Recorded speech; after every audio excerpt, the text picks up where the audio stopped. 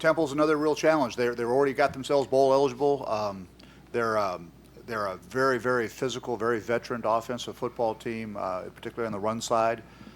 Quarterback's legs. Coyer is really something. Obviously, the running backs we've seen in the past, Pierce and Brown, and that again, a senior veteran physical offensive line that's been really productive for them, and had their way with us a year ago. Defensively, they've just put some tremendous numbers up this year. You look at them a little bit like you look at Rutgers, except for you can't watch them defend the option. So you're a little bit, you have to prepare very generically. You're not quite sure what you're going to get from them in terms of how they're going to distribute their folks. But a big athletic outfit that's, as I say, put some really impressive numbers up this year. So we've got our work cut out for us.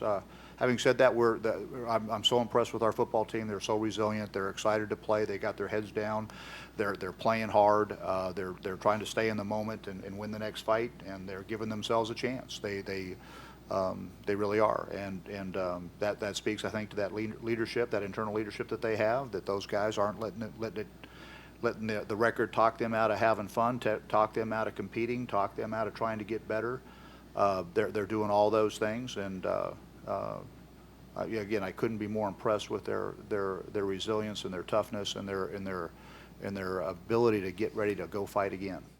We're not exactly sure what we're going to get from Temple in terms of how they're going to line up, but as I say, we're going to be in a similar physical matchup, and I think we're absolutely going to need the quarterback's legs involved in the option game, and it's going to have to be obvious for us to have a chance to move the ball consistently. So they're both right there, but I'm pleased with what we saw from Angel last week. I don't know that we could have expected much more.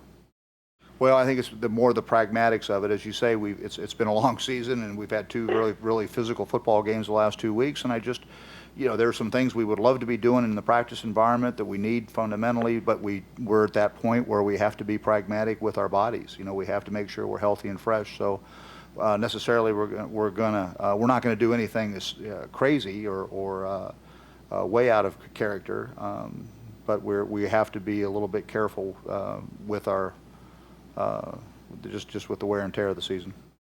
As an entity, the Army football team is in good hands with our senior leadership, and especially those captains. They've kept us together, because again, a lesser group of guys, faced with the kind of adversity and the challenges that we've had, would have given in to their more baser instincts, and these guys haven't let that happen. We've stayed together. We've been resilient. We continue to fight back, and as I say, we're doing so many things well enough to be successful, in spite of our relative immaturity physically.